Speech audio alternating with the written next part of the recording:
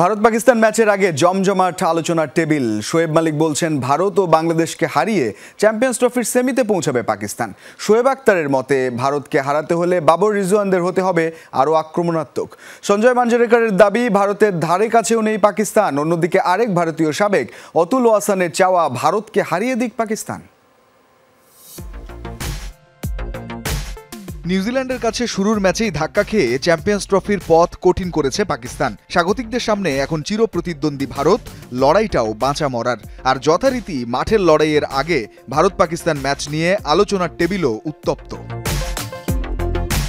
এ গ্রুপে পাকিস্তানের শেষ দুই প্রতিপক্ষ ভারত ও বাংলাদেশ।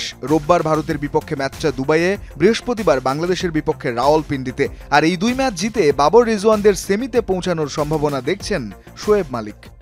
আমি খুবই আশাবাদী যে পরের ম্যাচে আমাদের ভারতকে হারানোর দারুণ সুযোগ আছে। এরপর বাংলাদেশের সঙ্গেও জয়ের ধারা অব্যাহত রাখতে হবে। এটা ঠিক যে আমাদের মনোবল এখন তলানিতে, আত্মবিশ্বাসও কমে গেছে, কিন্তু আমার মনে হয় এখনও নিজেদের চেনানোর বাকি আছে।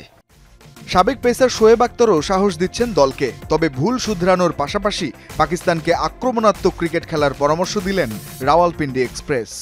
রক্ষণাত্মক না হয়ে তোমরা আক্রমণাত্মক ক্রিকেট খেলো। ভারতের বিপক্ষে তোমাদের শুভকামনা জানাই। আশা করি নিউজিল্যান্ডের বিপক্ষে যে ভুল করেছ সেগুলোর পুনরাবৃত্তি করবে না এবং এত কম স্ট্রাইক রেটে ব্যাটিং করবে না।